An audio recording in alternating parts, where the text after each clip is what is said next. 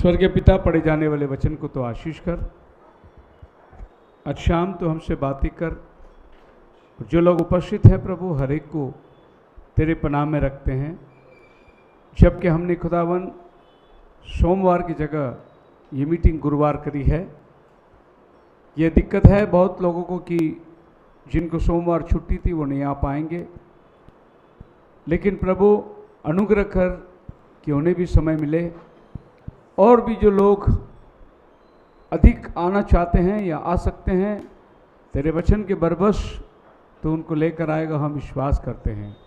आज की सभा को, जो पढ़े जाने वाले वचन को आशीषित कर और तुम हमसे बातें कर प्रभु। सब महिमा गौरव आपको देते हैं, यीशु मसीह के नाम में मांगते, सुन और कबूल कर, आमीन। सो बाइबल पढ़ते हैं, इब्रानी की किताब, उसकी पहली अध्याय और उसका 3 वचन। वह उसकी महिमा का प्रकाश और उसके तत्व की छाप है। हाँ, और सब वस्तुओं को अपनी सामर्थ्य के वचन से संभालता है जी। वह पापों को धोकर ऊंचे स्थानों पर महामहिम के दाहिने जा बैठा जी। और स्वर्गदूतों से उतना ही उत्तम ठहरा जितना उसने उनसे बड़े पद का वारिस होकर उत्तम नाम पाया। जी। सो हमारा जो स्टडी है द बुक ऑफ हिब्रूस, जिसमें हम लोग ने पहला सप्ताह पहले 2 वचन पर गौर किया था। God who at sundry times and in divers manners, Bible कहती है कि परमेश्वर भिन्न भिन्न समयों में अलग अलग तरीके से। सो यहाँ पर 2 चीज़ हैं, एक है टाइम और दूसरा है मैनर्स। सो परमेश्वर अलग अलग समयों में अलग अलग तरीके से अपने आप को रिवील किया है। इसका मतलब यह है कि सभी समय में परमेश्वर एक जैसा अपने आप को नहीं रखा। समय के अनुसार वो अपने आप को बदलता था। इसीलिए हिंदी बाइबल क्या कहती है इसको, और समयों में भिन्न एक उसकी महिमा का प्रकाश और उसके तत्व की छाप है। हाँ, और सब वस्तुओं को अपनी सामर्थ्य के वचन से संभालता है। वह पापों को और समयों में, पहला वचन पढ़िए हिब्रू 1:1। पूर्व युग में परमेश्वर ने पूर्वजों से थोड़ा थोड़ा करके और भांति भांति से थोड़ा करके और युग में भांति भांति से, हाँ, भविष्यवक्ता के द्वारा, मतलब परमेश्वर तो एक ही है, लेकिन वो भांति भांति से अपने आप को खुलासा किया। आप अगर बाइबल को देखा जाए तो उत्पत्ति के अंदर वो सृष्टिकर्ता बन गया, निर्गमन के अंदर वो हमारे लिए मेमना बन गया, लेवी की किताब में वो हमारे लिए व्यवस्थापक बन गया, फिर उसके आगे अनुवाद की किताब में वो हमारे लिए इतिहासकारक बन गया। जो भी परमेश्वर ने मूसा के द्वारा किया था वो सारी बातें और लोगों को खुलकर दे दी। फिर उसके बाद में आएंगे जोशुआ की किताब में, तो वो हमारा कप्तान बन गया।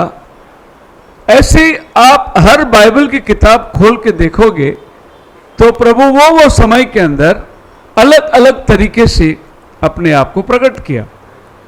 अभी अगर आप एस्तर की किताब पढ़ोगे तो एस्तर की किताब में कहीं पर भी प्रभु का नाम नहीं है, लेकिन इस किताब को लिखने वाला या इस किताब का जो सारांश है एस्तर, ये प्रभु की मर्जी से चल रही थी। क्योंकि जब एस्तर ने कहा कि 3 दिन के हम उपवास रखेंगे, तो आप सब जानते हैं उपवास यहोवा परमेश्वर के लिए रखा जाता है, लेकिन परमेश्वर का नाम नहीं है, तो उपवास रख के किससे मांगने वाले हैं? यहोवा परमेश्वर से। दूसरी बात, मोर्दकै एस्तर से कहता है कि इज़राइल का छुटकारा तो कहीं से भी आएगा, कहीं से भी आएगा, पर तेरा क्या होगा?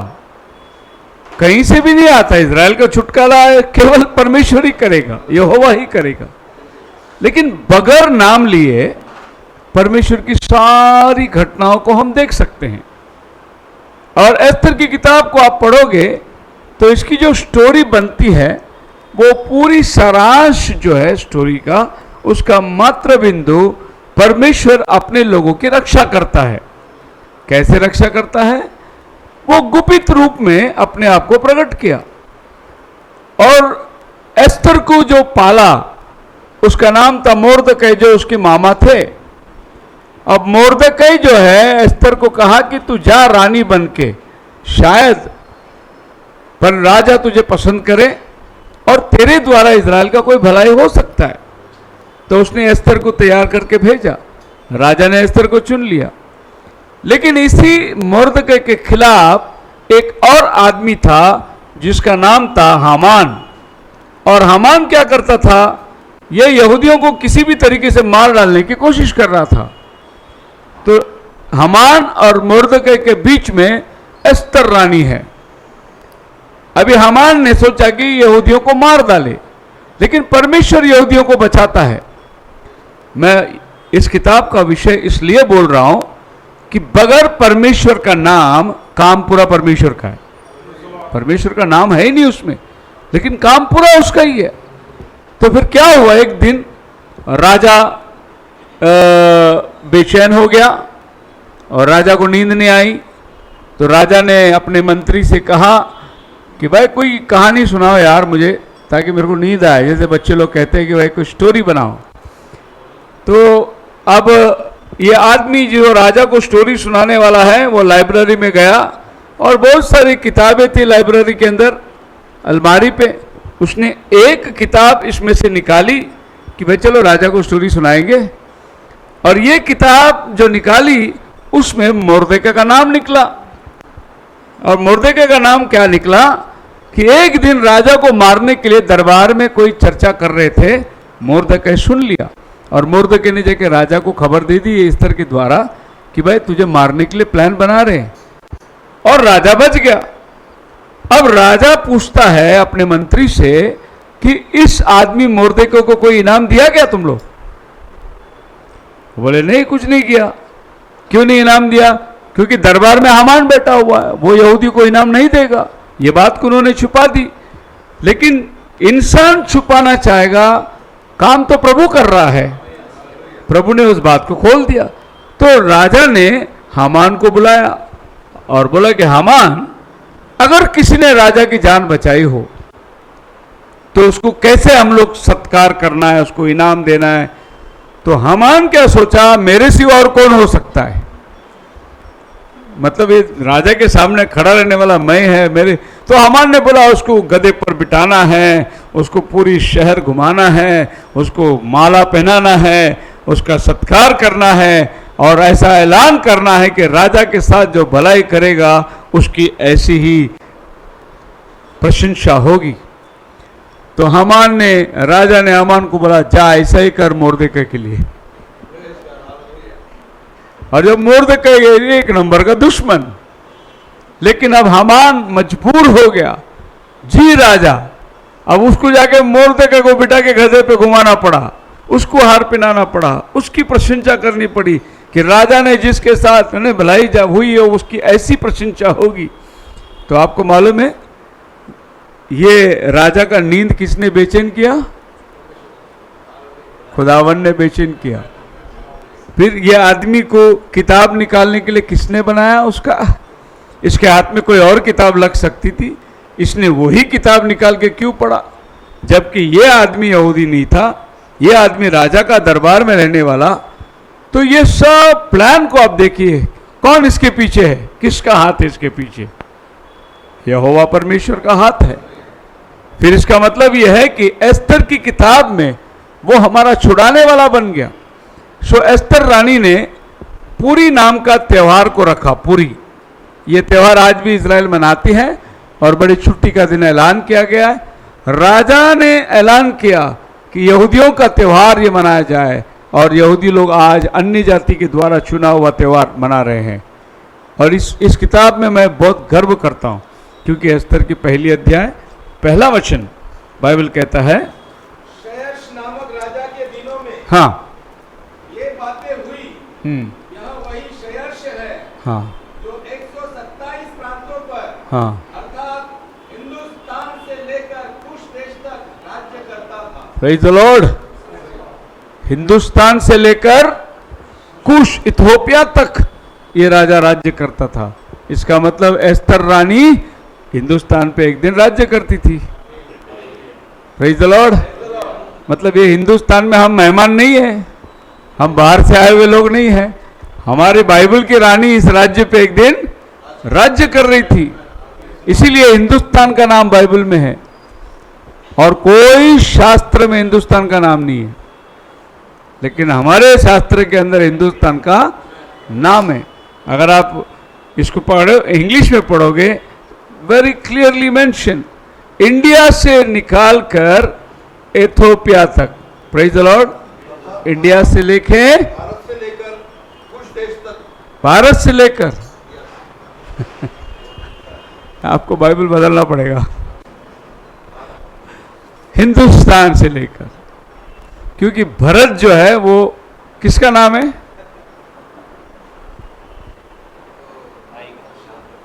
हाँ, ये एक व्यक्ति का नाम है वो, और आप सबको मालूम है वो कौन था वो। लेकिन हिंदुस्तान किसी व्यक्ति का नाम नहीं है, हिंदुस्तान स्थान का नाम है, मुल्क का नाम है। भारत मुल्क का नाम नहीं है। लेकिन आज हम लोग जैसे भारत बोलते हैं, ट्रांसलेशन में उसने भी भारत डाल दिया। एक्चुअली हिंदुस्तान जो है ये स्थान का नाम है, वो एक जमीन है।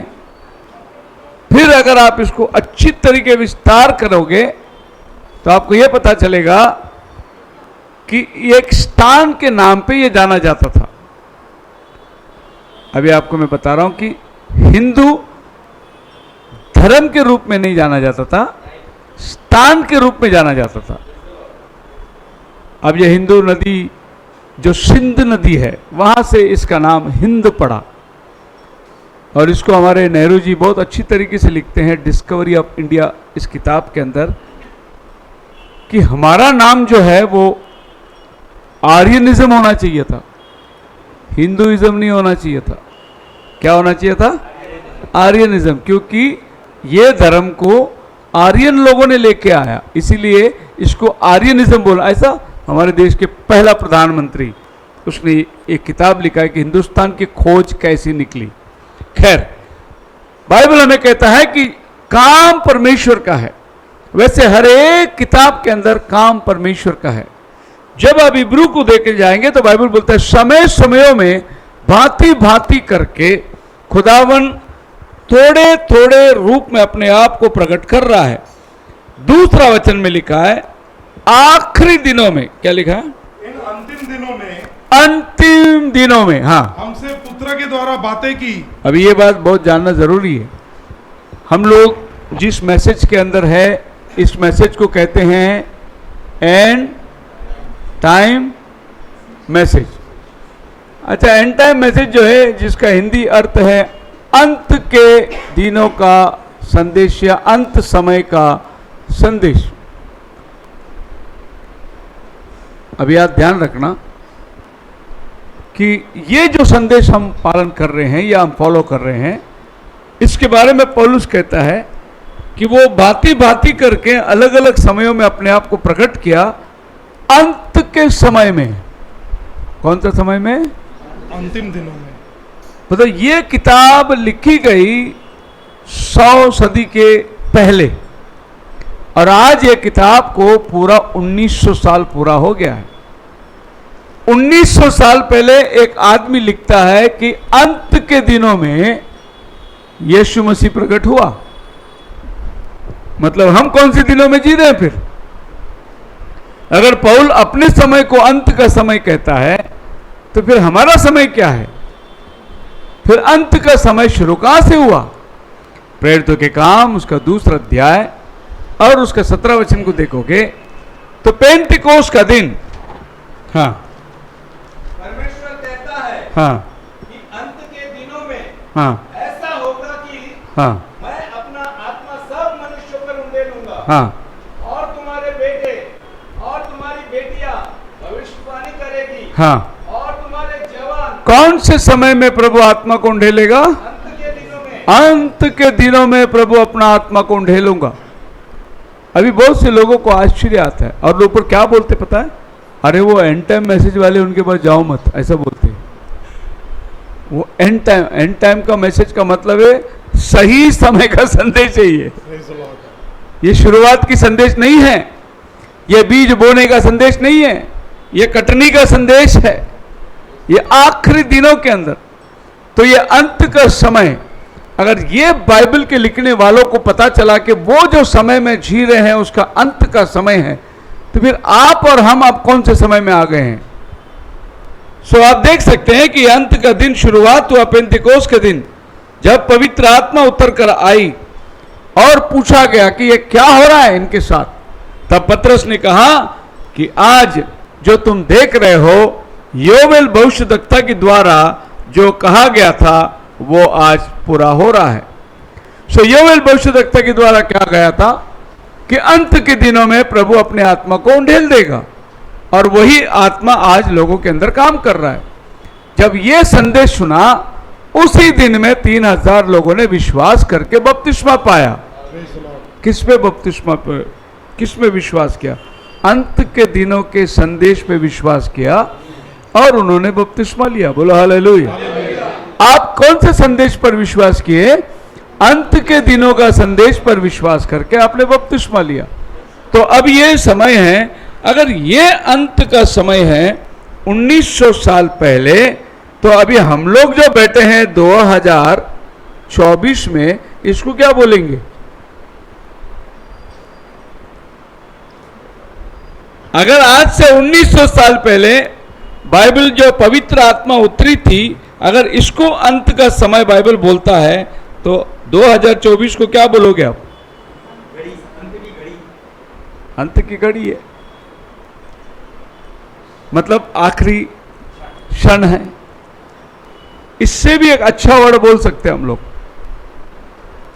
अंत के दिनों की ये शुरुआत थी, ये अंत का दिन का खात्मा है।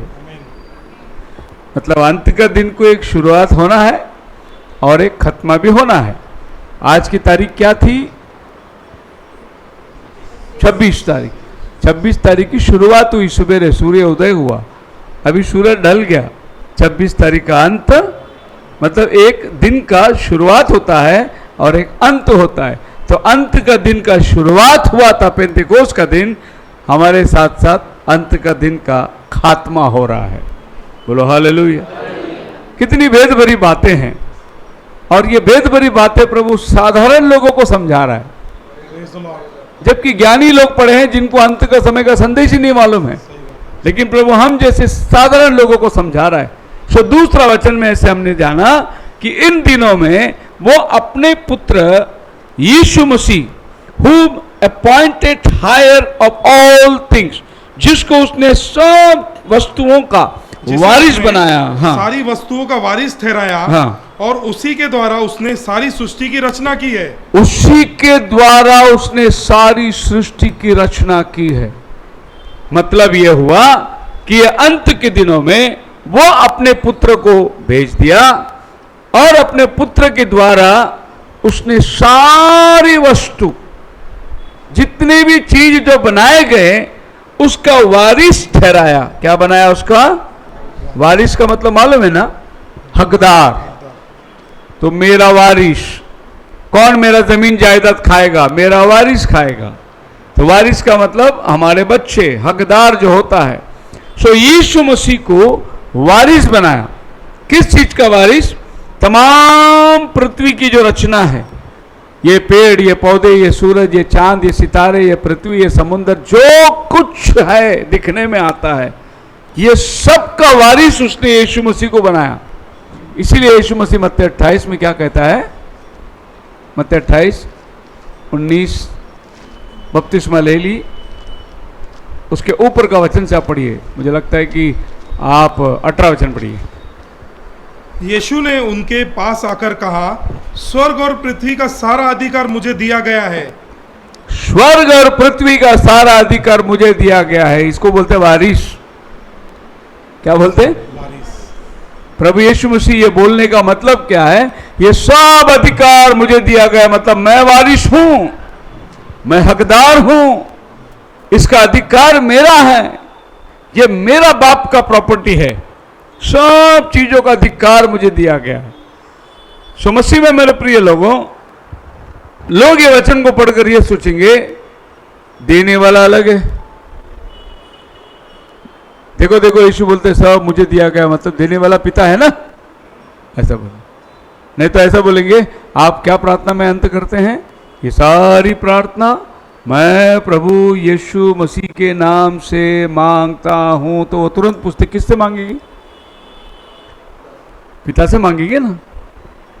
ये वो लोग पूछेंगे जिनको यीशु का अधिकार नहीं मालूम, वो आपको बोलेंगे कि कोई तो देने वाला अलग है, मतलब देने वाला आप अलग रहा और जो मांगा है वो अलग रहा। इन्होंने परमेश्वरत्व की परिपूर्णता को नहीं जाने, ये अधूरापन का ज्ञान रखे, इसीलिए ये सवाल पैदा करेंगे, देने वाला अलग होगा, फिर हम प्रार्थना किससे मांगते हैं? अगर मैं आपको यह जवाब दूं कि हम प्रार्थना किससे मांगते हैं, पूछे ये सारी प्रार्थना हम प्रभु यीशु से मांगते हैं, तो मैं यूहन्ना 14:14 पढ़ाऊंगा। मैं वो ऐसा नहीं मांगता, मैं ऐसा मांगता हूं। यदि तुम मुझसे मेरे नाम से कुछ मांगोगे हाँ। तो मैं उसे करूंगा। क्या व्यक्ति बोलता है? मान लो हम इसको यीशु मसीह ले लेंगे, ये कहता है यदि तुम मुझसे मेरे नाम से मेरे ही नाम से कुछ मांगोगे। ये तो अजीब हुआ। अभी मैं कह सकता हूं कि आप भाई जेठा के पास जाके मेरा नाम बोलो और 1000 रुपये लो उससे, मेरा नाम। अगर मैं ये बोलूं मेरे पास आओ, मेरे ही नाम से मेरे से पैसा लो, कोई सेंस ही नहीं बनता इसमें। मेरे से अगर मांगना है तो मेरा नाम लेने की क्या जरूरत है? तब यीशु मसीह क्या अधिकार आपको सिखा रहा है? अच्छा वो छोड़ो, अगर हम मत्ती 6वें अध्याय में जाएंगे तो यीशु मसीह बोलता है हमें प्रार्थना सिखा। तो यीशु कैसे प्रार्थना सिखाता है उनको? पढ़िए 6वें अध्याय का 6 वचन से। परंतु जब तू प्रार्थना करे, हाँ तुम इस रीति से प्रार्थना किया करो। तुम इसी रीति से प्रार्थना किया करो, हे हमारे पिता, हे हमारे पिता, तू जो स्वर्ग में है, तू जो स्वर्ग में है, तेरा नाम पवित्र माना जाए, तेरा नाम पवित्र माना जाए, तेरा राज्य आए, तेरा राज्य आए, तेरी इच्छा जैसे स्वर्ग में पूरी होती है वैसे ही पृथ्वी पर भी हो। अभी प्रभु यीशु मसीह ने अपने शागिर्दों को प्रार्थना सिखाया, कहा कि हमने क्या करना है, हमारे स्वर्गीय पिता से प्रार्थना करना है। हे हमारे पिता, तू जो आसमान में, तेरा नाम पाक माना जाए, तेरा राज्य आए। अभी इसमें अगर एक एक शब्द हम लोग लेंगे तो ये प्रार्थना एक्चुअली यीशु ने जो सिखाया वो किससे करना है? हे हमारे बाप, तू जो, प्रेज द लॉर्ड।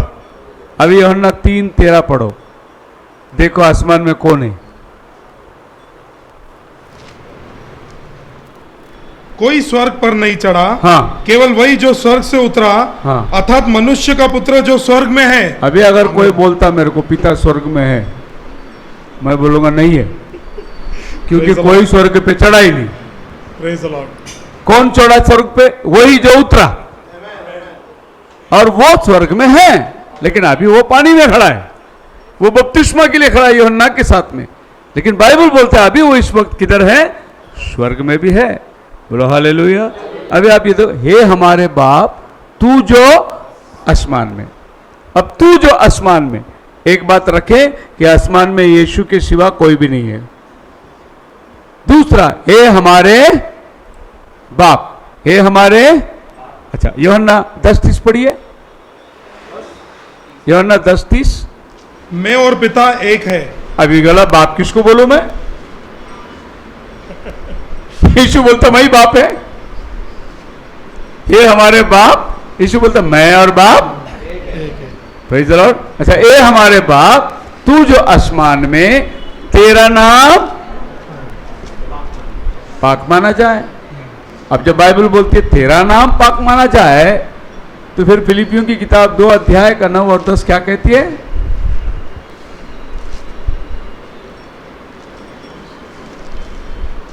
फिलिपियों की किताब 2 का 9 और 10। इस कारण परमेश्वर ने उसको अति महान भी किया, हाँ। और उसको वह नाम दिया, हाँ। जो सब नामों में श्रेष्ठ है। वो नाम दिया जो सब नामों में श्रेष्ठ है, और हर घुटना उस नाम पे ठीक है। अभी आप बताइए, हे हमारे बाप तू जो आसमान में, तेरा नाम पाक माना जाए। इससे बड़ा कोई नाम ही नहीं है। Praise the Lord. तुम पाक कौन से नाम को मानोगे? हर एक घुटना इस नाम पे टेके जाए, चाहे वो स्वर्ग में हो अथवा पृथ्वी अथवा पृथ्वी के नीचे। मतलब हे पिता, हे हमारे आसमानी बाप, वो भी पिता प्रभु यीशु मसीह को, तू जो आसमान में है, आसमान में और कोई नहीं यीशु के सिवा, तेरा नाम पाक माना जाए। यीशु का नाम के सिवा और कोई पाक नाम है नहीं। उसके बाद क्या है? ये हमारे बाप तू जो आसमान में, तेरा नाम पाक माना जाए, तेरा राज्य आए। ओके, तेरा राज्य आए, योर किंगडम शैल कम। अब यहां तो बहुत बुरी तरीके से फंसने वाले लोग। राज्य किसका आने वाला है? प्रभु यीशु का। 1000 साल राज्य कौन करने वाला है? प्रभु यीशु। हम सब लोग किसका राज्य का इंतजार कर रहे हैं? प्रभु यीशु। फिर प्रभु ने बोला बाप से प्रार्थना करो तेरा राज्य आए। अब वो राज्य में पिता बैठने वाला है करके बाइबल में किधर भी जिक्र ही नहीं है। यीशु बैठने वाला है सिंहासन पर। 1000 साल के लिए यीशु शैतान को बांध के डाल दिया। पढ़िए प्रकटीकरण 20 अध्याय 1 और 2 वचन के अंदर।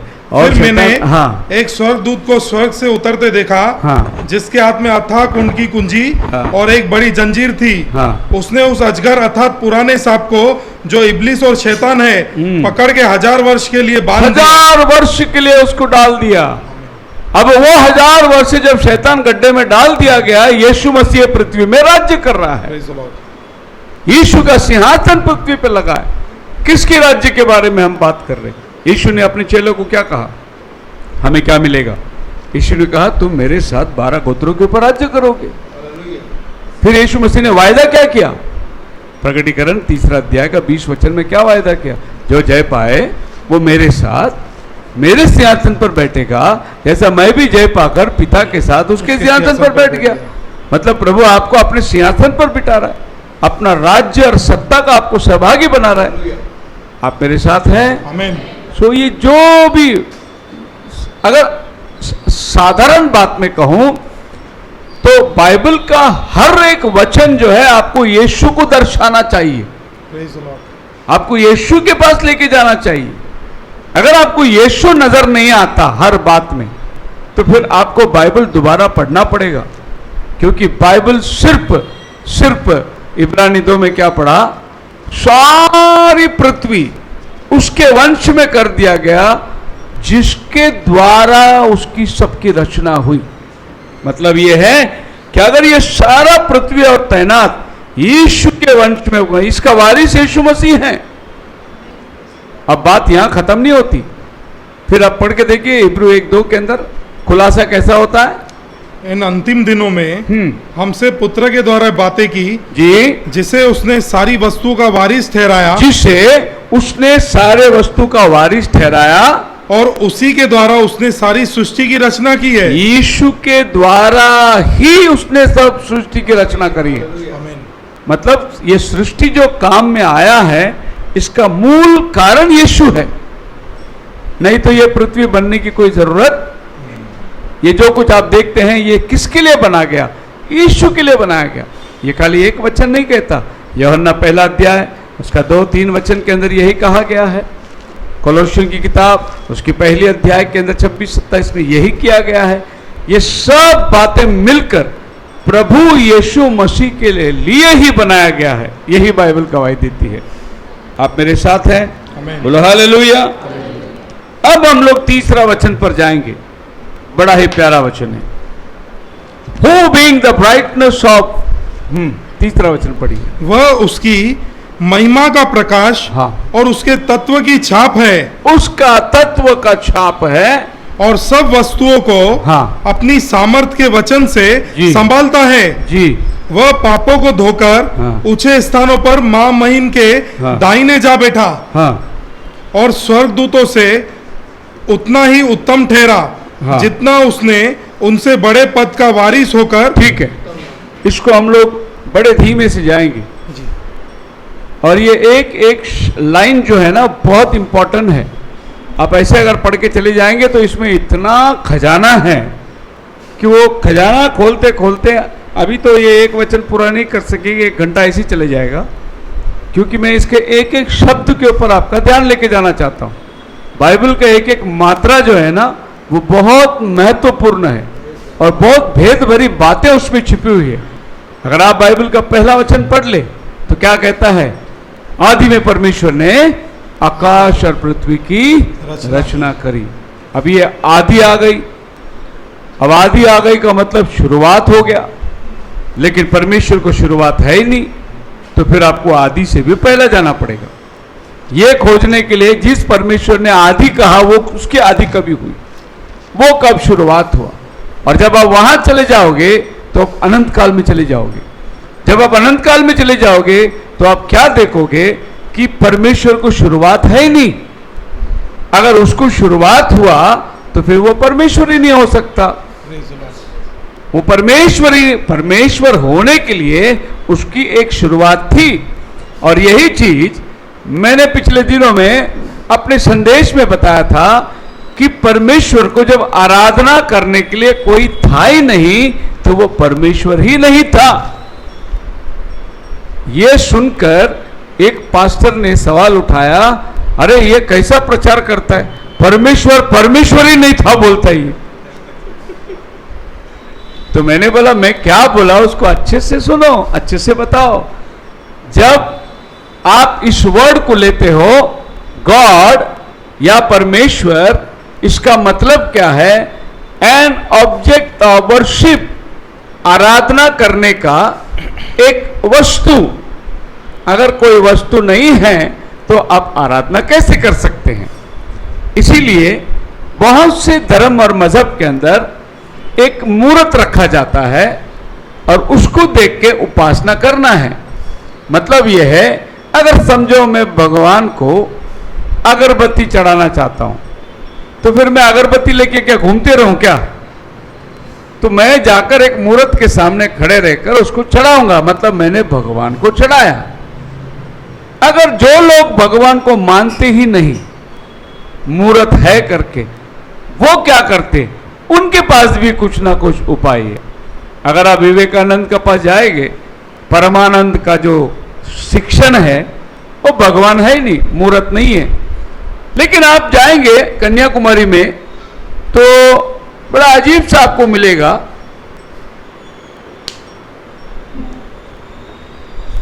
क्या बोलते हैं, खड़ा रह सकते क्या? ओके, हाँ ओके, कोई बात नहीं, चलो यहां मैं बना देता हूं। वहां पर एक मोमबत्ती रखा हुआ है और एक मोम में जलती दीपक है, आग जल रहा है। तो वहां मेडिटेशन का हॉल है। तो आपको जाके तपस्या करना है और आपको आग को, अग्नि को देखते रहना है। तो वो अग्नि को देखते रहेंगे तो आपके अंदर ब्लिस शुरू हो जाएगा, आपका आत्मा जो है वो उत्तेजना शुरू हो जाएगा। मतलब वो बोलता कोई भगवान मूर्त नहीं है, लेकिन फिर भी एक मूर्त को सामने रखा है, उसको देखते रहना है आपको। मतलब यह है कि अगर तुम किसी चीज को देखते रहोगे, आकर्षित हो जाओगे, तो आप अपना मन तन मन सब उसके ऊपर डाल दोगे। लेकिन आपको मालूम है आपके और हमारे पास कोई आकर्षक की चीज ही नहीं है, क्योंकि हमारा परमेश्वर हमारा सामने नहीं है, वो पवित्र आत्मा के द्वारा हमारे अंदर आके बैठ गया। अभी हमें किसी वस्तु को देख के अपना ध्यान लगाने की जरूरत नहीं। और लोग इसको मिसमराइज करते हैं, इसको कुछ ना कुछ एक पतंगड़ बनाकर लोगों के सामने ऐसा रखते हैं, और लोग भी बेचारे क्या करेंगे। अमेरिका वाले भी आके इधर झंडी ला के घूम रहे। आप देखो अमेरिका वाला भी टकरा मार के सिंडी लगा है वो भी। मतलब ज्ञान इतना यह है कि ऐसे ऐसे लोग भी पढ़े लिखे इनके सामने बेचारा सर मुंडन के घूम रहे। दूसरा, आप अगर जाओगे इधर पुणे में जाओगे ओशो के आश्रम में, तो वो आपका ध्यान कैसा विस्मित करता है। वो वहां पर एक कुंड रखा हुआ है और वो कुंड में थोड़े पानी है और वहां से कहीं से वहां पानी छोड़ता है वो एक ऐसी छोटी सी पतली डाली, बंबू की डाली पे आके वो पानी वो उसमें टपकता है, एक एक बूंद छोड़ता है, बहुत धीरे से पानी आता है। लेकिन आप कभी घर में गौर करो, आपको पता नहीं आपके घर में अगर कभी टंकी लीक हो गया, नल लीक है, तो आपको एक आवाज आता रहेगा, टपक, है ना, टपक। आपको लगता है कि नल बिल कुछ तो ढीला है। ये जो आवाज है ना, ये आवाज एक मेडिटेशन का आवाज बना देती हो लोग। तो आपको उधर आंखें बंद करके बिठाएंगे और बोलेंगे वो टपक आवाज है ना, उसके ऊपर ध्यान लगाओ बोलेंगे, और फिर आप वो टपक टपक टपक, तू खुद ही टपक हो गया था। फिर जो वहां से जो बाहर निकलते, बाप रे क्या हो गया मेरे को, कुछ नहीं हो गया, बेवकूफ बना तेरे को उसने। अस्तित्व जो है जिसको बोलते फाउंडेशन, वो फाउंडेशन खराब है किसका। वो फाउंडेशन अंदर आप किसी चीज को जान नहीं सकते और निर्जीव वस्तु पे आप आशा नहीं लगा सकते। परमेश्वर जीवित है। तो अलग अलग प्रांतों में अलग अलग चीजों के अंदर ना जाने, अभी आप व्हाट्सएप पे देख सकते हैं महाराज लोग क्या क्या बोल देते, क्या क्या कर देते, बेचारे सवाल पूछते और क्या क्या बोल देते, और लोगों को ये ज्ञान बड़ा लग रहा है, ये ज्ञान अजीब से लग रहा है। एक ज्ञान आ गया कि प्याज और कांदा जो है वो मत खाओ। फिर मोरनी जो है, मोर के साथ में वो शारीरिक संबंध नहीं रखती है, मोरनी मोर का आंसू पीती है तो गर्भवती हो जाती है। और बाजू में वो लोग वीडियो चला रहे हैं, मोरनी और मोरी जो दोनों लव कर रहे हैं। मतलब लोगों को कुछ है नहीं, कुछ भी एक सिद्धांत बना दो और उस सिद्धांत के ऊपर लेके उसको एक डॉक्ट्रिन के रूप में और उसको फॉलोअर्स बन जाते। इसीलिए हमारे पास में कोई सिद्धांत नहीं है, सिर्फ परमेश्वर का वचन है, बाइबल। ये बाइबल कोई शिक्षण नहीं है, ये खुदा का कलाम है। खुदा ने जो बोला वो वचन है, वो ये कोई डॉक्ट्रिन नहीं है जैसे सीधा आपको ये करना पड़ेगा, ये करना पड़ेगा, ये करना पड़ेगा। बाइबल आपको एक चीज है, तो पापी है, मन पिराना है, प्रभु के पास आने के लिए तुझे प्रायश्चित करना है, खोया हुए इंसान को प्रभु के पास लाने के लिए ये बाइबल एकमात्र रास्ता है। और वो आपको सीधे कहां पहुंचाएगा? जिसने आपको बनाया, जो आपका सृष्टि करता है, वहां तक वो आपको लेके जाएगा। सो बाइबल कैसी शुरुआत होती है? Who being the brightness of his glory, पढ़िए तीन वचन। वह उसकी हाँ। महिमा का प्रकाश और उसके तत्व की छाप है। हाँ, और सब वस्तुओं हाँ। को अपनी सामर्थ के वचन अच्छा, से। अभी बाइबल जिसको वह बोलता है, वो किसको बोलता है?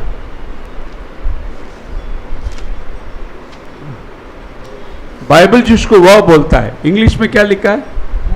हिस, इस, हिस, हु का मतलब वो। एक्चुअली इंग्लिश वर्ड में हु बोला तो कौन, ऐसा हो जाता है, लेकिन उसमें देखना हिस वर्ड है। तो यहां दो व्यक्तियों का उल्लेख है। एक ऊपर का वचन में क्या लिखा है? इन अंतिम दिनों में हमसे पुत्र के द्वारा। पुत्र, ये पहला नंबर 1 पहला व्यक्ति कौन है? पुत्र है। अब इस पुत्र को समझना है तो फिर बाइबल बोलता है उसकी, वह उसकी महिमा का प्रकाश। अभी आया, 2 आदमी का नाम दिखाई दे रहा है, वह उसकी। तो एक है वह और दूसरा है उसकी। मतलब यह है कि इस व्यक्ति को यह खुलासा कर रहा है, इस व्यक्ति का जो कुछ महत्वपूर्ण बातें हैं, यह व्यक्ति आपको पहुंचा रहा है। ये हिब्रू पढ़ने का, ऐसा पढ़ने का, वह उसकी प्रतिमा है, उसकी प्रतिमा है।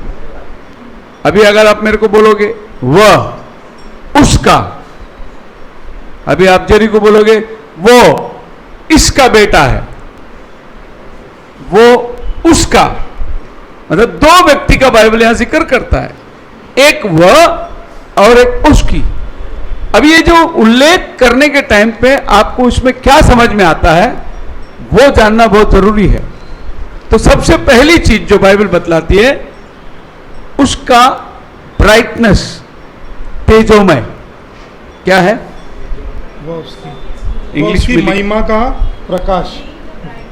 Who being the brightness of his glory? Brightness क्या लिखा है हिंदी में? हिंदी वर्ड क्या है ब्राइटनेस का? महिमा का प्रकाश और उसके तत्व की छाप है। महिमा का प्रकाश, वह मतलब प्रभु यीशु मसीह, उसकी मतलब पिता का प्रकाश, महिमा का सब प्रकाश है। मतलब यह है कि आप अगर डायरेक्ट पिता के पास जाओगे तो आपको अंधकार दिखेगा, आप यीशु के पास आओगे तो आपको उजाला मिलेगा। Praise the Lord, ये पिता का उजाला दे रहा है वो आपको, Praise the Lord। इसीलिए बाइबल बोलते हैं वह उसकी तेजोमय महिमा। दूसरा चीज, अब यहां पर बाइबल बोलते हैं प्रकाश। अब ये प्रकाश का मतलब है उजाला, is the brightness, brightness in a light, light के बिना ब्राइटनेस नहीं आ सकती। तो फिर बाइबल में पहला अध्याय का 1:3 में क्या लिखा है? उसने कहा उजाला हो, उजाला हो गया। मतलब उजाला लाने वाला कौन था? स्वयं परमेश्वर था। यूहन्ना की किताब उसकी पहली अध्याय उसका 3 और 4 वचन पढ़ोगे, वह जगत की ज्योति, वो जगत में थी, सब वस्तु उसी के द्वारा उत्पन्न हुआ और जो कुछ उत्पन्न हुआ है उसमें से कोई भी वस्तु उसके बिना उत्पन्न नहीं हुई। हाँ, उसमें जीवन था और वह जीवन मनुष्य की ज्योति था। वो जीवन मनुष्य की ज्योति थी। किसमें जीवन था? यीशु मसीह में जीवन था। वो जीवन क्या है? मनुष्य की ज्योति है। हालेलुया। सो ये व्यक्ति जो प्रकाश को हमें लाया, वो अपनी प्रकाश नहीं था, वो अपना पिता का प्रकाश था। अब लोग बोलते, देखो यीशु मसीह ने बोला मैं पिता के पास से आया हूं, पिता मुझसे बड़ा है। जब वो अपनी पिता की महिमा करता है तो नेचुरली वो महिमा करेगा ही, क्योंकि वो जो प्रकाश लाया है वो पिता का ही प्रकाश आपको देने के लिए आया है, सही बात है। तो वो पिता की तारीफ करेगा ही। फिर यीशु ने किससे प्रार्थना किया? यीशु प्रार्थना किया क्योंकि वो इंसान था, इसके लिए उसने प्रार्थना किया। उसके पास 5 रोटी 2 मछली लाया गया, क्या किया उसने? प्रार्थना किया। क्यों प्रार्थना किया? क्योंकि वो इंसान है। लेकिन जब वो 5 रोटी 5000 लोग खाए तो इंसान नहीं था, वो तो सृष्टि करता था जो उस 5 रोटी को 5000 लोगों को खिलाया। बोलो हालेलुया। आप मेरे साथ हैं? आमीन। सो वो उसकी महिमा, उसकी ब्राइटनेस। दूसरा चीज बाइबल क्या कहती है? और उसके तत्व की छाप है। उसका तत्व की छाप, तत्व की छाप, द वेरी इमेज। मतलब ये जो व्यक्ति है, अभी बाइबल छाप बोलती है, इंग्लिश बाइबल में लिखा है and the express image of image. Image का मतलब है एक रूप, एक स्वरूप। छाप का मतलब कुछ भी, क्या सील कर दिया उसको भी छाप बोलोगे, स्टैंप को भी छाप बोलोगे। इमेज, इमेज का मतलब एक स्वरूप है। मतलब यीशु मसीह जो स्वरूप है वो पिता का स्वरूप है, ऐसा बाइबल बोलता है। उसका तत्व का छाप है वो। किसका? पिता का तत्व का छाप है। फिर आप पिता को क्या बोलोगे? यूहन्ना की किताब उसकी 4 अध्याय 24 वचन में पिता क्या है आपको पता चलेगा। परमेश्वर आत्मा है। परमेश्वर आत्मा है और आत्मा को छाप नहीं है, आत्मा को स्वरूप नहीं है। अब इस आत्मा को अगर स्वरूप देखना है तो इसको देखो, ये उसका स्वरूप है। सही बात है। बोलो हालेलुया। हालेलुया। इसका मतलब यह है कि जिसने इब्रानी की किताब लिखी वो प्रभु यीशु मसीह को अच्छी तरीके से जानता है वो कौन है। Praise the Lord. क्योंकि जब आप 1, 2, 3 अध्याय पढ़ते जाओगे वो सारी बातें निकालकर यीशु को ही लाके खड़ा करता है।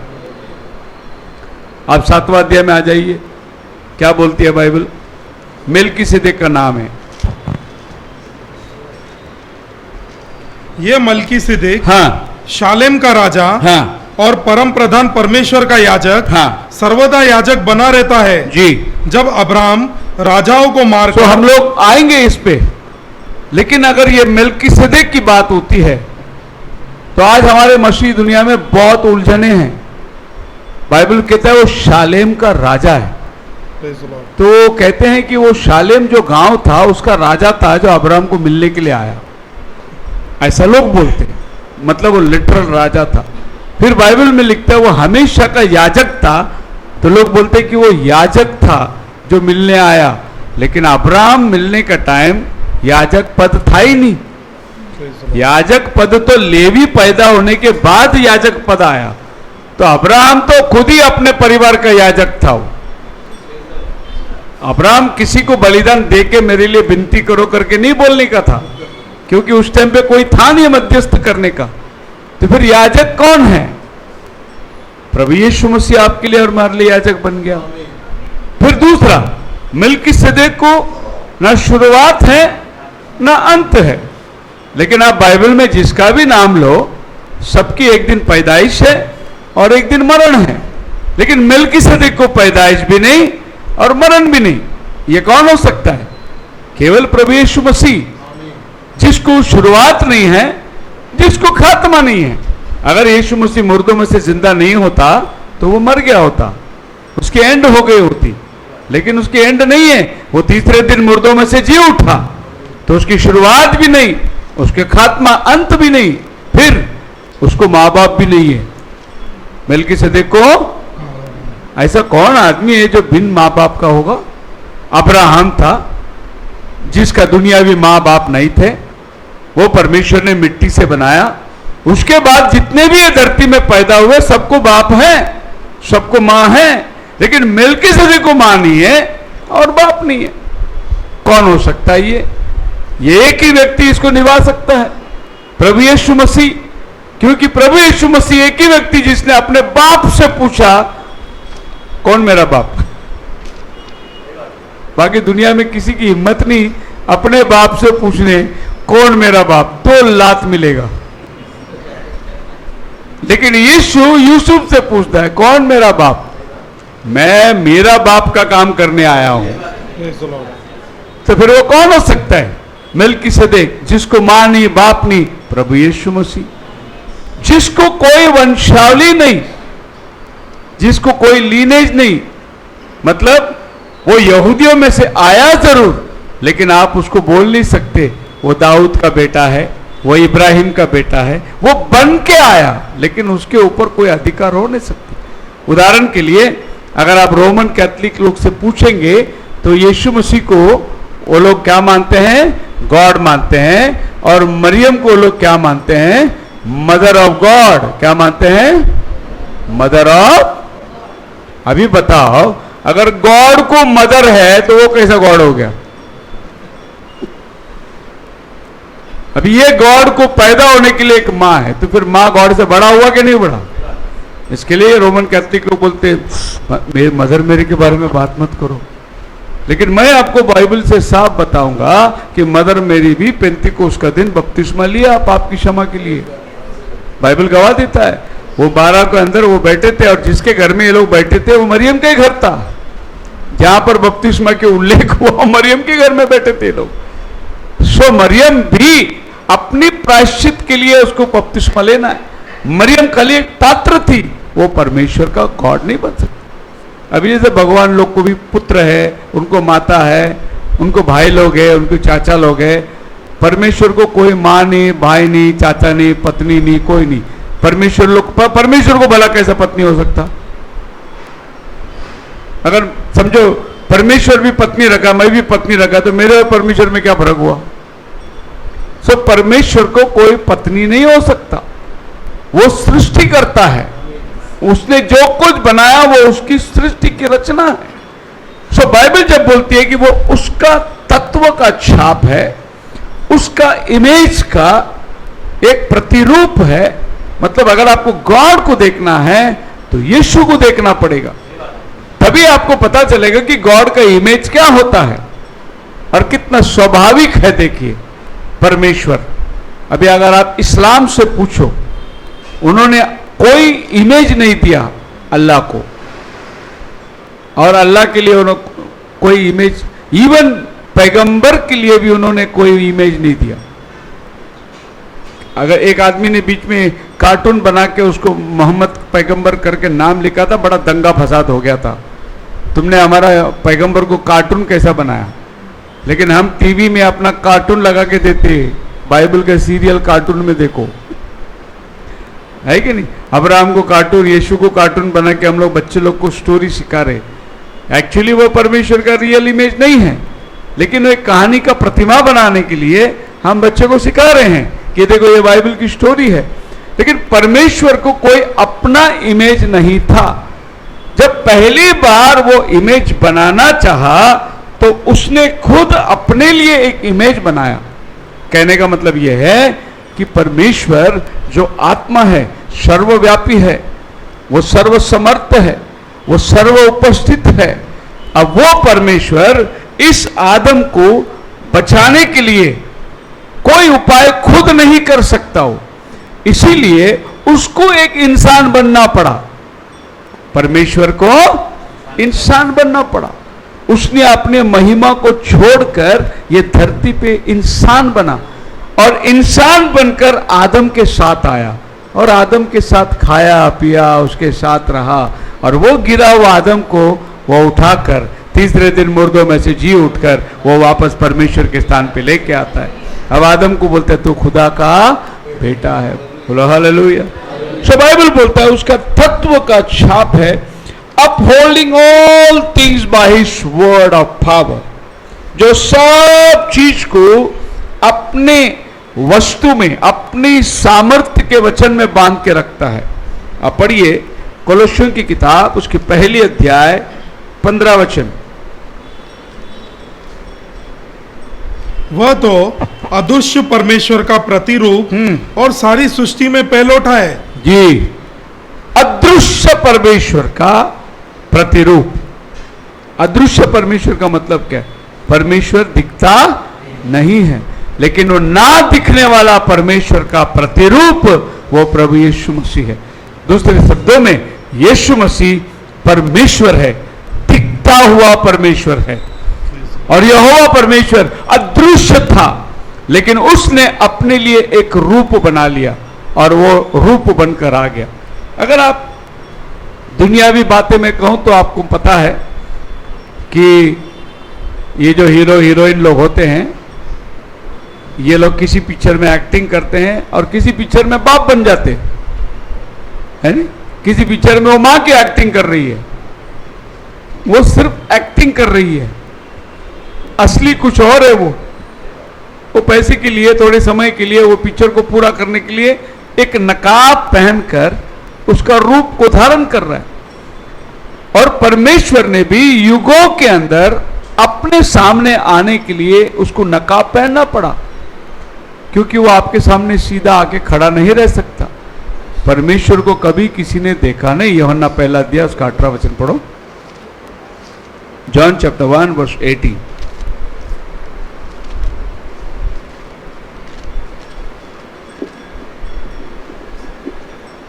जॉन 1:18। परमेश्वर को किसी ने कभी नहीं देखा। हाँ, परमेश्वर को किसी ने कभी नहीं देखा। एकलौता पुत्र जो पिता की गोद में है, उसने उसे प्रकट किया। Praise the Lord. कभी किसी ने परमेश्वर को नहीं देखा। आप दावा कर ही नहीं सकते कि मैंने देखा। इसलिए पुराना जमाने में कोई परमेश्वर को देखा ही नहीं। मोसेस उसको देखने की इच्छा किया, अब्राहम उसका मित्र कहलाया, उसने भी उसको नहीं देखा। अब बाइबल ये कहती है कि आदम के साथ वो दिन के ठंडे समय में घूमता हुआ आया।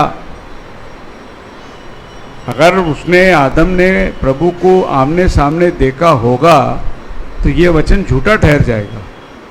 कभी किसी ने नहीं देखा। हाँ, परमेश्वर का रूप देखा बहुत लोगों ने। मोसेस ने अग्नि में चलती हुई झाड़ में परमेश्वर का रूप देखा, अग्नि स्तंभ में परमेश्वर का रूप देखा। एलिया ने ठंडी हवाओं में परमेश्वर का रूप देखा। जलती हुई रथ के अंदर एलिया ने परमेश्वर का रूप देखा। अलग अलग तरीके से देखे, लेकिन परमेश्वर को कभी किसी ने नहीं देखा। वरना यह वचन बाइबल में नहीं होगा, नहीं तो फिर यह वचन झूठा हो जाएगा। कब परमेश्वर को लोगों ने देखा, उसी वचन के अंदर खुलासा दे रहा जाए। परमेश्वर को कभी किसी ने नहीं देखा, लेकिन एक लौते पुत्र को जो पिता की गोद में है उसी ने उसे प्रकट किया। हालेलुया। एकलौते पुत्र जो पिता के गोद में है उसी ने उसको प्रकट किया। मतलब परमेश्वर को सामने लाके खड़ा करने वाला केवल प्रभु यीशु मसीह था। उसने उसको एक दूसरा रूप देके लाके नहीं खड़ा किया, देखो ये यहोवा परमेश्वर है। वो खुद ही बोला मैं और पिता, ऐसा उसने दिखाया लोगों को। उसने कोई एक दूसरा प्रतिमा बना के नहीं बोला ये तुम्हारा यहोवा परमेश्वर है, इसने मुझे भेजा। नहीं, वो बोला मैं पिता के पास से आया हूं और मैं पिता के पास, वो खुद ही बोल रहा है मैं आया, मैं जाऊंगा। और वो खुद ही सारी बातों को क्लेम करता है। पिता को किसी ने नहीं देखा, सिर्फ पुत्र, और वो जिस पर प्रकट करना चाहे उसको पिता को नहीं समझेगा। मतलब अगर मैं आपके ऊपर प्रकट करना चाहूं यहोवा परमेश्वर कौन है, आप नहीं समझ पाएंगे। लेकिन अगर यीशु आपको प्रकट करना चाहे तो आपको बहुत आसानी से समझ में आ जाएगा, क्योंकि यीशु बोलता है मेरे बगैर कोई पिता के पास जा नहीं सकता। मतलब तुम पिता को देख ही नहीं सकता, मेरे बगैर तुम पिता के पास जा नहीं सकते। कितना स्पष्टता से। फिर मैं आज ये सवाल उठाता हूं, बड़ा अच्छा सवाल है कि ये जो पिता पिता पिता बोलते हैं, इनको शॉर्टकट रास्ता कहां से मिला? यीशु के बगैर आप ना पिता के पास जा सकते, ना पिता को देख सकते, ना पिता के बारे में जान सकते। केवल यीशु जिस पर जाहिर करना चाहे वो जाहिर करेगा आपके ऊपर। और मैं प्रभु का धन्यवाद देता हूं कि मुझे यीशु मिला। आमीन। यीशु ने मुझे बताया पिता कौन है करके। Praise the Lord. इसके अलावा आप पिता के पास जा नहीं सकते। सो इब्रानी की किताब आपको ये बता रहा है, और इसमें बहुत इंटरेस्टिंग है। अगर आप इसका पहला अध्याय 8 वचन पढ़ोगे तो और भी चकरा खा जाओगे। इतनी बुरी तरीके से आप चकरा खा जाओगे कि आपको पता ही नहीं चलेगा बाइबल को मैं पढ़ूं क्या नहीं पढ़ूं। परंतु पुत्र के विषय में कहता है, हे परमेश्वर तेरा सिंहासन युगानुयुग रहेगा, तेरे राज्य का राजदंड न्याय का राजदंड है। हाँ, क्या कहता है? परंतु पुत्र के विषय में कहता है, हाँ, कौन हे कहता है? परमेश्वर। कौन कहता है? पिता। पिता क्या कहता है? पुत्र के विषय में कहता है, हे हाँ। परमेश्वर तेरा सिंहासन युगानुयुग रहेगा। पिता पुत्र से कहता है हे परमेश्वर। अभी आप बताओ, बाइबल छोड़ के भागना पड़ेगा आपको। अभी पिता पुत्रों को तू परमेश्वर है बोलेगा तो क्या इस सिस्टम बेटा समझ में नहीं आएगा। तो पिता अलग रहा, पुत्र अलग रहा। पुत्र पिता को बोल सकता है तू मेरा परमेश्वर है, परमेश्वर पुत्र को कैसा बोल सकता है तू मेरा परमेश्वर है? कभी नहीं बोल सकता। फिर इसका मर्म को जानना ये बहुत जरूरी है कि परमेश्वर क्यों पुत्रों को बोलता है हे परमेश्वर तेरा सिंहासन हमेशा रहेगा। मतलब ये बोलने वाला कौन है? इसीलिए मैंने यहां शुरुआत करा था, वह और उसकी, वो उसकी प्रतिमा का छाप है, उसका तेजोमय स्वरूप है, अंत्य की परमेश्वर का एकमात्र रूप है। अब ये दोनों की मिस्ट्री, अभी इस वचन ज्यादा नहीं है, अभी हम 3 वचन देख रहे हैं, जब हम 8 में आएंगे तो ये वाला गड़बड़ी आएगी सामने, कि पिता पुत्र से कहता है हे मेरा परमेश्वर। अब इसका हम खुलासा करेंगे कि कैसा परमेश्वर। अब वो क्या कहता है, हे मेरा परमेश्वर तेरा सिंहासन, यहां पर है सब मर्म, तेरा सिंहासन युगान युग धन्य रहे। मतलब पिता ये धरती पर अपने सिंहासन को लाके रखता है, जहां प्रभु यीशु मसीह अपने सिंहासन पर बैठ के राज्य करेगा, हमेशा हमेशा का राज्य होगा। अब इस सिंहासन पर कौन बैठता है, यह सिंहासन अभी यहां पर अपन को जाना पड़ेगा, चाहे वो सृष्टि हो, चाहे प्रधानताएं हो, चाहे सिंहासन हो, जो कुछ हो वो इसके द्वारा हुआ और इसी के लिए बनाया गया। वहां आएगा आपको पावर, प्रेसिडेंसी, सीटिंग, किंगडम, जो कुछ है वो इसी के लिए बनाया गया। बनाने वाला भी वही है और उसी के लिए बनाया गया है, उसी के द्वारा बनाया गया है। उसके बिना कुछ भी बनाया ही नहीं गया जो दृष्टि में आता है। जो कुछ बनाया उसने बनाया। उदाहरण के लिए ये गिलास ले लेंगे, ये गिलास कुछ केमिकल से, कुछ धातु डाल के बनाया गया। वो केमिकल और धातु धरती से आया, वो धरती बनाया परमेश्वर ने, है नहीं। आप ये डस्टर लेंगे, ये प्लास्टिक, ये कुछ केमिकल से बना। ये केमिकल कहाँ से आया? धरती से आया। धरती किसने बनाया? परमेश्वर ने बनाया। आप आम खा रहे हो, आम कहाँ से आया? पेड़ से आया। पेड़ कहाँ से आया? धरती से आया। धरती को किसने बनाया? परमेश्वर ने बनाया। मैं तो घूम फिर के तुमको उधर ही जाना है। इसलिए बाइबल बोलते जो कुछ हुआ उसी के द्वारा हुआ। अब उसी के द्वारा हुआ मतलब वो क्या खेल खेल रहा है क्या? नहीं, बाइबल बोलता है वो अपने लिए बनाया उसने। अभी हम लोग जाते हैं, बच्चे लोग को लेके जाओ समुद्र के किनारे में और आप बैठे रहो बातचीत करो। बच्चे लोग क्या करते देखो, वो घर बनाएंगे, अपना पैर रखेंगे, उसके ऊपर रेती डालेंगे, उसका घर बनाएंगे, गुफा बनाएंगे, दरवाजा बनाएंगे, मिट्टी बनाएंगे, सब कुछ बनाएंगे और उतना मेहनत करेंगे, दिन भर कड़ी धूप में सब बनाएंगे। जब आप बोलेंगे बेटा चलो घर को जाने का, तो क्या करेगा मालूम है बच्चा?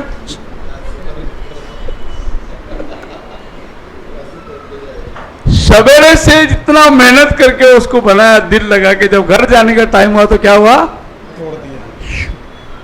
खुदा ने सब कुछ बनाया, जिस दिन वो सब समाप्त करने का टाइम हुआ सबको मरोड़ विरोड़ के फूंक डालेगा, कुछ भी नहीं रहेगा। आप जिस ख्याल में थे उसी ख्याल में फिर चले जाओगे। हम सब उसके ख्यालों से आए हैं, ये सब कुछ उसके ख्यालों में था, उसके ख्यालों ने इसको रिवील किया। अब ये सब कुछ दोबारा उसके ख्यालों में चले जाए, इसी को बोलते हैं हम अनंत काल में थे, अनंत काल से आए, हम दोबारा अनंत काल के अंदर चले जाएंगे। हालेलुया। तो बाइबल क्या कहते हैं आगे? Is the image of his person when he had by himself purged our sin, जिसने खुद ही अपने लहू से, पढ़िए उसको हिंदी में, वही 3 वचन का ही लहू का जिक्र कहां आता है? हाँ, वह पापों को धोकर ऊंचे स्थानों पर मां महीन के दाहिने जा बैठा। He himself purged, purged English word purge लिखा, मतलब हमको उसमें डुबोकर निकाला। पर्ज मतलब इस चीज को पानी में डुबोकर निकालना, इसको बोलते पर्ज्ड इन वाटर। अब बाइबल लिखा है धोकर। धोकर का मतलब तो दो में 2 चीज हो सकता है, मैं इसको ऐसा भी धो सकता है और इसको मैं ऐसा भी धो सकता है। तो बाइबल ऐसा धोने वाली बात नहीं करती है, ऐसा धोने वाली बात करती है। बात दोनों धोने की है, लेकिन पर्ज्ड वर्ड मतलब बाइबल का वर्ड को आप गौर करके देखना। अभी ये ऐसा धोएगा ना तो हो सकता है किधर पानी नहीं गिरा होगा, एक सूखी जगह भी मिल जाएगी, फॉर एग्जाम्पल मैंने उंगली से पकड़ा और मैंने पानी डाला तो ये पूरा पानी भीगेगा, लेकिन जिधर मेरा उंगली है वो जगह नहीं भीगेगा। लेकिन जब मैं इसको अंदर डुबा दूं तो सबके सब कोई जगह ही नहीं बचेगा। अभी आपको समझ में आना चाहिए कि परमेश्वर ने हमको कैसा धुलाया। हमको उसने अपने लहू में डुबोकर निकाला उसने। Praise the Lord. मतलब थोड़ा सा लहू छिड़क के नहीं, जैसे छिड़काव का बपतिस्मा होता है। और वो छिड़काव का बपतिस्मा जो लोग लिए ले उनका पूरा साफ नहीं हुआ है, खाली जिधर जिधर पानी गिरा उतना उतना साफ हुआ है। और छिड़काव का जो लोग हमको प्रभु ने पानी में नदी में ले जाकर डुबो के निकाला ऊपर। मतलब पूरी तौर से हम लोग धुल गए। जेब में जो नोट पानी थी वो भी बिक गया। मुझ में जो कुछ है सब बिकना है। मैं आधा अधूरा विश्वासियों के बारे में बोलता हूँ, बड़ा तरस आता है उनका। और वो भी फादर उसको लेके आके यूं छिड़क के गया उसके ऊपर, 4 बूंदे डाल दी उसके ऊपर और वो पवित्र कहला दिया। ऐसा नहीं होता पवित्र। हाँ, छिड़काया गया लहू वेदी पर छिड़काया गया, और जो आदमी जिसके लिए छिड़काया गया वो तो बाहर खड़ा हुआ है। उसकी लहू ले जाकर कृपासन पे छिड़क के लाया गया, पाप की क्षमा माया गया। लेकिन उस वक्त वो आदमी को पाप की क्षमा नहीं मिली, लेकिन उसका पाप ढांपा गया। लहू बीच में आकर खड़ा हो गया। लहू खड़े होने से क्या हो गया, जो दंड उसको मिलना था वो दंड नहीं मिला। लेकिन यीशु मसीह आकर जब अपना लहू दिया तो क्या हुआ, वो आदमी जिसने बकरी ले आकर दिया था और वो बकरी का खून छिड़क के उसने थोड़ी समय के लिए रिहाई पाई थी, लेकिन गुनहगार तो है ही है। कल चलकर रिकॉर्ड में ढूंढेंगे तो ये आदमी ने पाप किया और एक बकरी दिया, ये तो आएगा ही आएगा। लेकिन जब यीशु के लहू से हम डूब के निकलते हैं, रिकॉर्ड मिट जाता है। मतलब वो रिकॉर्ड में होता ही नहीं कि इसने ये गलती किया था करके, ये पाप किया था करके। इसको बोलते हैं डूबना। यीशु मसीह के लहू में डूबकर हमें उसने निकाला। अब बाइबल कहती है लहू किसने हमारे लिए दिया। पढ़िए प्रेरितों के काम उसका 20 अध्याय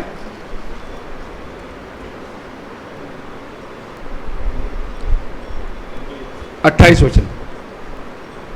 इसलिए अपने पूरे झुंड की चौकसी करो, हाँ। जिसमें पवित्र आत्मा ने तुम्हें अध्यक्ष ठहराया है। पवित्र आत्मा ने तुम्हें अध्यक्ष ठहराया है कि तुम परमेश्वर की कलीसिया की रखवाली करो, हाँ। जिसे उसने अपने लहू से मोल लिया है। Praise the Lord. परमेश्वर ने अपने लहू से कलीसिया को मोल लिया है। अब ये वचन को अगर गौर से पढ़ के देखोगे, ये वचन में यीशु का लहू नहीं बाइबल बोलती है। यहां बाइबल बोलती है परमेश्वर का लहू, जिससे कलीसिया को उसने क्या किया है, मोल लिया है। मोल का मतलब उसने खरीद लिया है। अब आप देखेंगे बाइबल जब बोलती है उसका लहू से हम सब लोग शुद्ध हुए हैं, पाप की क्षमा पाए हैं, यानी परमेश्वर का लहू से हम लोग शुद्ध हुए हैं, क्षमा पाए हैं। अब देखिए यूहन्ना 3 अध्याय 1 अध्याय उसका 13 वचन। हाँ, वे न तो लहू हाँ, से न शरीर की इच्छा से, हाँ, न मनुष्य की इच्छा से, जी, परंतु परमेश्वर से उत्पन्न हुए हैं। देखो बाइबल क्या कहती है, परमेश्वर पिता परमेश्वर। अब परमेश्वर को लहू नहीं है, परमेश्वर को, क्योंकि वो आत्मा है। अब परमेश्वर को अपने बेटे यानी मुझ पापी को धोना था अपने लहू से, तो परमेश्वर के पास तो लहू नहीं है। सो परमेश्वर एक शरीर लेके आया और इस शरीर में उसने अपना लहू यानी एक लहू का निर्माण किया। कौन सा लहू का निर्माण किया? हम जो पैदा हुए हम आदम के लहू को लेकर आए हैं और हमारे अंदर आदम का लहू है। और आदम का लहू क्या है? पापी लहू। लेकिन यीशु के अंदर आदम का लहू नहीं है। यीशु परमेश्वर का लहू को लेकर आया और ये लहू को उसने क्या किया? क्रूस पर बहाया और मुझे उसने खरीद लिया। अब बाइबल क्या बोलती है? परमेश्वर के लहू से कलीसिया को खरीदा। लेकिन ये परमेश्वर का लहू खरीदने के लिए एक देह को बनाना जरूरी पड़ा। कुल मिलाकर स्टोरी वही है, इस पिक्चर का प्रतिमा वही है, लेकिन ये पिक्चर को समझने के लिए कि भाई परमेश्वर इतना बड़ा काम क्यों रचा, तो एक अद्भुत बात आपके समझ में आती है। परमेश्वर ने अपने लहू से हमें खरीद लिया, बाय हिज ओन ब्लड। प्रभु यीशु मसीह मत्ती 26:26 में क्या कहता है? ये मेरा लहू है, तुम पियो, मेरा नया वाचा है जो तुम्हारे पापों के लिए बहाया गया। तो यीशु मसीह एक कप लेकर उसमें दाखरस देकर कहता है, ये पियो, ये मेरा लहू है। क्योंकि ये वाचा का मेरा वह लहू है जो बहुतों के लिए पापों की क्षमा के निमित्त। पर अभी यीशु क्रूस पर चढ़ा नहीं, यीशु अभी मरा नहीं, फिर वो कहां से लहू दे रहा है उनको पीने को? उसने दाखरस लिया और उनको बोला, ये मेरा लहू है जो तुम्हारे पापों के लिए बहाया गया। मतलब अभी मैं जा रहा हूं क्रूस पर चढ़ने के लिए, गया नहीं हूं, लेकिन अभी तुम ये पीने के टाइम क्या सोच के पियो? मेरा लहू, ये समझ के पियो। अभी हम पानी में खड़े हैं, यीशु का लहू हमारे पापों को धोता है, लेकिन हम किधर खड़े हैं? पानी में। पानी में खड़े। क्या पानी हमारे पापों को धोता है? नहीं। जब हम पानी में जाते हैं और यह विश्वास करते हैं कि यीशु का लहू मेरे पापों को धोता है, तो वो पानी जिसमें तुम खड़े हो वो लहू बन जाता है। जैसे ये दाखरस खून बन गया। और जब चेले पी रहे थे, वो क्या सोच के पी रहे थे? यीशु का लहू है। और आज प्रभु भोजन में हम लोग आपको दे रहे दाखरस, क्या सोच के दे रहे? यीशु का लहू है। और आप पी रहे, क्या पी रहे? दाखरस पी रहे हैं, लेकिन क्या बोल के पी रहे हैं? यीशु का लहू पी रहे हैं। तो फिर ये जो स्टोरी है, यीशु मसीह आकर क्रूस पर मारा, ये स्टोरी सारा ये परमेश्वर का एक प्रतिरूप है, एक शरीर में होकर आया हुआ। ये आदमी हमारी तरह रोया, हमारी तरह सोया, हमारी तरह खाया, हमारी तरह रहा, हमारी तरह घुमा, तो ये हमारे साथ में ही था वो परमेश्वर, लेकिन वो इंसान बनकर हमारे साथ आया, हमारे साथ घूमता रहा। इसके पहले वो लोगों के साथ ऐसा नहीं घूम सका। हाँ, लोगों के साथ आया था, फरिश्ता बन के आया था, मनोआ के घर में आया था फरिश्ता बन के, इजराइल के साथ चट्टान बन के घूमता रहा, अब्राहम के साथ वो घूमता रहा, मूसा के साथ वो अग्निस्तंभ बन के घूमता रहा। ये सब परमेश्वर के उपस्थिति ही थी। लेकिन जब वो देह लेकर आया तो वो आपके सबसे करीब, इम्मानुएल, परमेश्वर हमारे साथ, और हमारे साथ साथ वो उठ रहा था, बैठ रहा था, चल रहा था। दूसरे शब्दों में ये कहे कि इंसान दो पैरों पर चल रहा था। जब भाई ब्रनम हमारे दिनों में स्टेज में चमत्कार हो रही थी, तो खुदा के बड़े बड़े बंदे लोग ये चमत्कार को देखे और उन्होंने क्या गवाही दिया पता है? बिली ग्राम ने गवाही दिया, हमने साक्षात यीशु मसीह दो पैरों में होकर, कोट शूट पहनकर भाई विलियम ब्रनम के अंदर घूमता हुआ देखा हमने। किसको देखा? क्योंकि विलियम ब्रनम वो काम नहीं कर सकता, साक्षात हमने यीशु मसीह को उसमें घूमता हुआ देखा स्टेज में। 2000 साल के बाद पहली बार ये दुनिया ने यीशु मसीह को दोबारा काम करते हुए देखा। ये बड़े बड़े महान लोगों का गवाही है। तो उन दिनों में नबी के अंदर घूमता रहा, आज वही यीशु मसीह आपके और मेरे अंदर है, अंश के अंदर है। भाई ब्रनम के अंदर कई मात्रा अधिक था, वो हमारे अंदर थोड़ा मात्रा है। हम उस लायक नहीं है, वो हमसे बड़ा ऊंचा पद को रखा था, उसकी सेवाई का दर्जा ऊंचा था। हम लोग बहुत छोटे प्रमाण में हैं, लेकिन हमारे अंदर कौन है? परमेश्वर है। अभी अगर मैं आपको बोलूं कि मेरे अंदर लूसीफर है, तो मैं इधर खड़े रह के लूसीफर का काम थोड़ी कर रहा हूं। हाँ, अगर मैं बियर बार में खड़े रह के दारू पिलाऊं तो मैं लूसीफर का काम कर रहा था। अभी मैं किसका काम कर रहा हूं? परमेश्वर का काम कर रहा हूं। तो परमेश्वर का एक अंश हमारे अंदर है। आपके अंदर कौन बैठा हुआ है? परमेश्वर का एक अंश बैठा हुआ है। नहीं तो अभी आप सास और बहू का सीरियल देखते होंगे।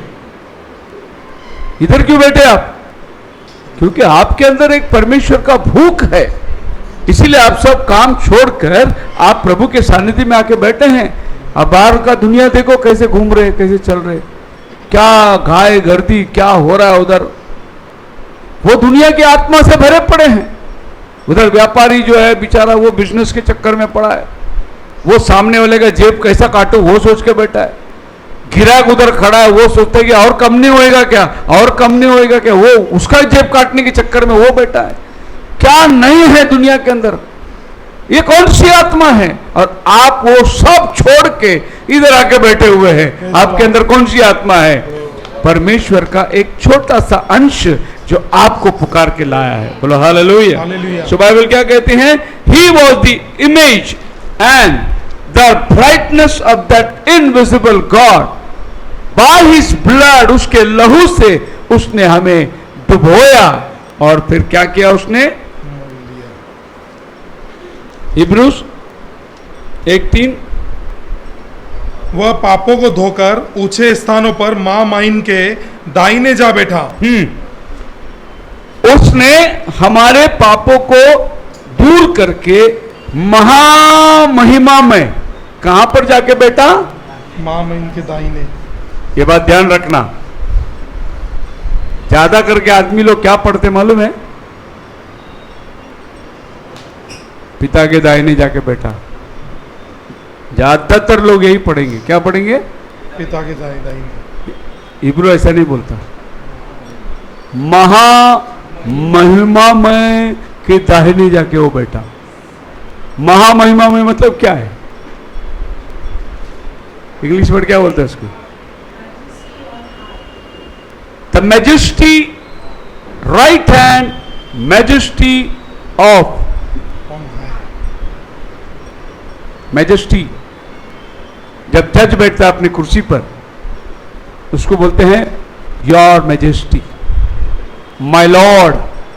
जज को क्या बोलना पड़ता है? माय लॉर्ड, मेरा प्रभु। क्यों प्रभु बोलना पड़ता है उसको? क्योंकि वो अभी न्याय आसन पर बैठा हुआ है। सो जो न्याय आसन पर बैठा है उसको योर मैजेस्टी बोलता है। जब राजा विराजमान है, रानी विराजमान, उसको बोलते हैं योर मैजेस्टी। तो यीशु मसीह पिता के नहीं, महिमा में।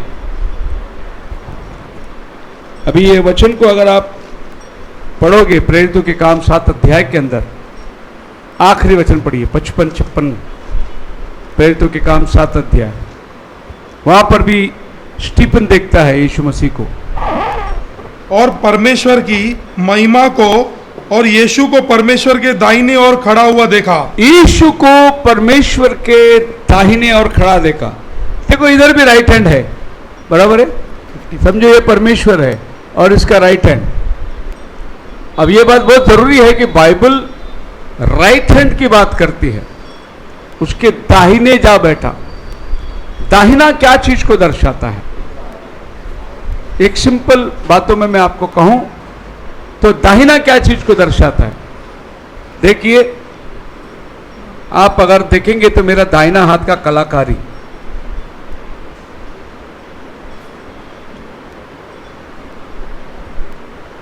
अभी मेरा बायां हाथ का कलाकारी देखिए।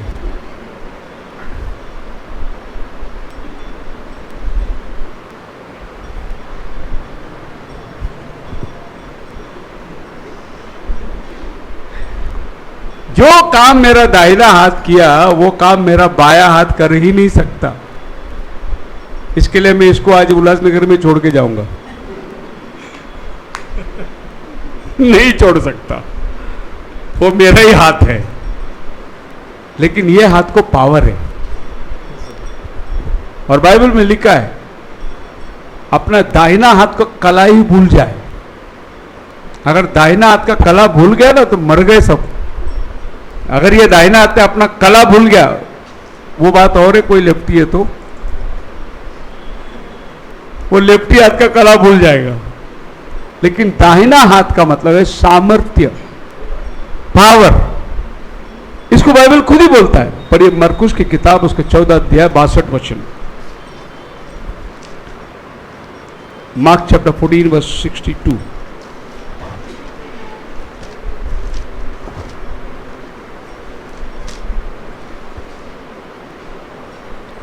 यीशु ने कहा, मैं हूँ और तुम मनुष्य के पुत्र को सर्वशक्तिमान की दाहिनी ओर बैठे। परमेश्वर के नहीं, सर्वशक्तिमान के दाहिने हो, मतलब ये है ऑल माइटी पावर। अब इसको इंग्लिश में पढ़ो। I am and shall see the Son of Man हाँ। sitting on the right hand of power. Power, where it is God. इसके लिए हम लोग गाना गाते, महिमा को छोड़कर उतर आया, इंसान बनकर नजर आया। क्या छोड़ के आया वो? महिमा को छोड़ के आया, पिता को नहीं छोड़ के आया।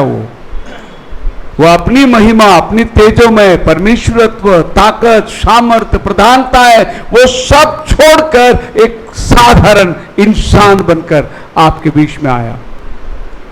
पिलातुस पूछता है, तो राजा है क्या? तेरे सैनिक किधर है? और प्रभु यीशु मसीह को हाथ पैर बांधा हुआ, मुकुट लगाया हुआ, पूरा बदन छिदा हुआ, रात भर कोड़े खाए। पिलातुस पूछते, तेरा सैनिक किधर है? प्रभु यीशु मसीह क्या कहता है? अगर मैं अभी बोलूं तो फरिश्ते आके तेरे राज्य को अभी उल्टा पुल्टा कर देंगे, लेकिन अभी मैं वो काम करने के लिए नहीं आया। यीशु मसीह वहां खड़ा है, उसको मालूम है उसके सामर्थ्य क्या है, उसका राज्य क्या है, उसका सत्ता क्या है, उसको मालूम है, लेकिन वो उस काम के लिए नहीं आया, क्योंकि वो इंसान बनकर आपके और हमारे बीच में नजर आया। आप मेरे साथ हैं? तो पिता के दाहिने ओर जाकर वो बैठ गया। ये सिर्फ तीसरा वचन इतनी सारी खुलासा हमें देता है। चौथा वचन हम अगले हफ्ते जाएंगे। खुदावन आपको आशीष दे। प्रार्थना के अंदर जाएं।